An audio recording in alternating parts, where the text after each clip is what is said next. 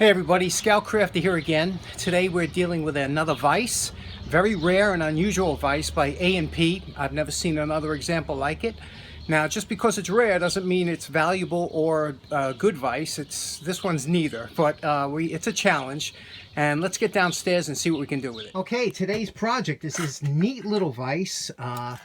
It has a 3-inch width jaw.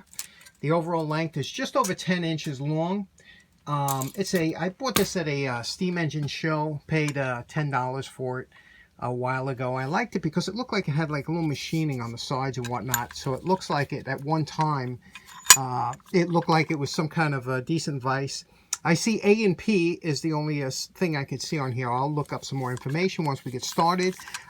It is a little bit jammed up. It doesn't work too well. You know, you really have to pull it back to... you know, it needs some cleaning up. So see what condition it's in, what it looks like, see what the jaws look like, if we can see. And the top, not too bad. Let's get it started.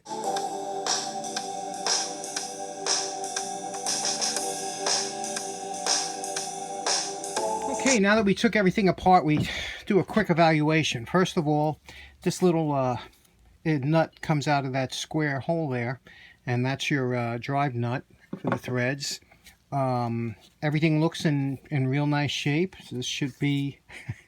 Here's where you jinx yourself. You go, this should be an easy restoration. And then all of a sudden something catastrophic happens. So you always got to be careful. But everything works. I mean, we use the right screwdriver. And here's the key about using the right screwdriver. You know that when you put that in there, there can't be any wiggle room at all when that screwdriver is in that screw, because that's the important part of how not to strip a screw out. You have to have the correct screwdriver for that screw, and this one fits real good. So we didn't have to use any heat, we didn't have to use any impact gun or anything like that. That worked really well. And we have the top jaws and the bottom, we keep them separated. We have now this is a little bit, it's a little binding here, so we'll figure out what that is. However, the Acme thread looks it looks, you know, old grease, but we'll fix that up. And this was machined. You can see the milling marks here. So this should be a nice little restoration, right? I'm looking forward to it. Okay, so you know what it looks like. You see what these jaws look like, right? These jaws, you know, they're kind of a mess. And we'll get all this stuff straightened out and see what it looks like after a post-wire brush evaluation.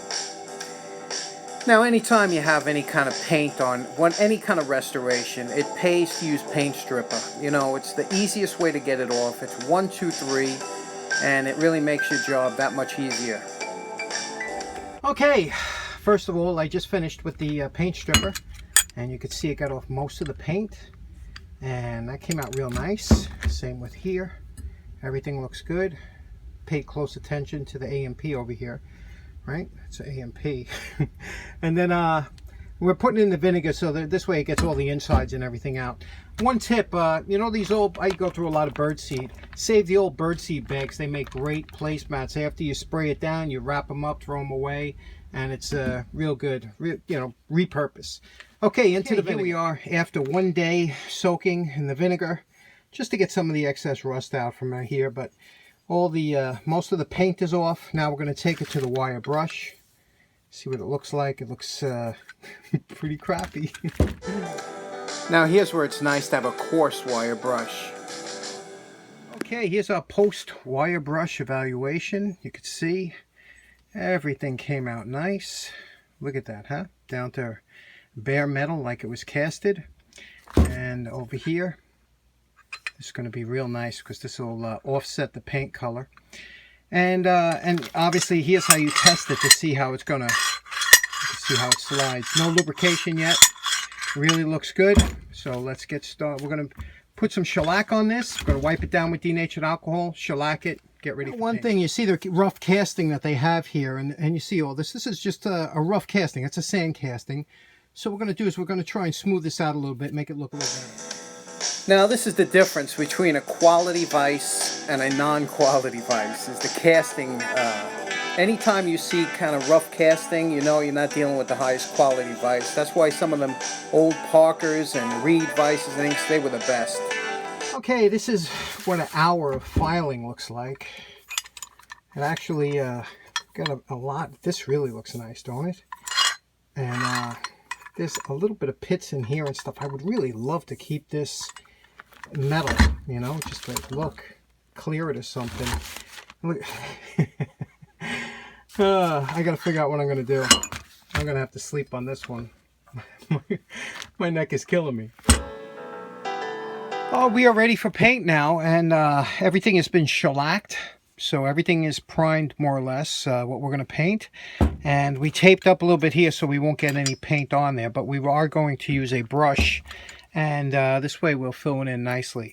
We have a jar here. We're going to transfer some of the paint into the jar so this way you don't keep using and keep this open. And okay, here's my furnace that also makes my hot water. So it's always on all year. And under the box here, we have the Vise curing.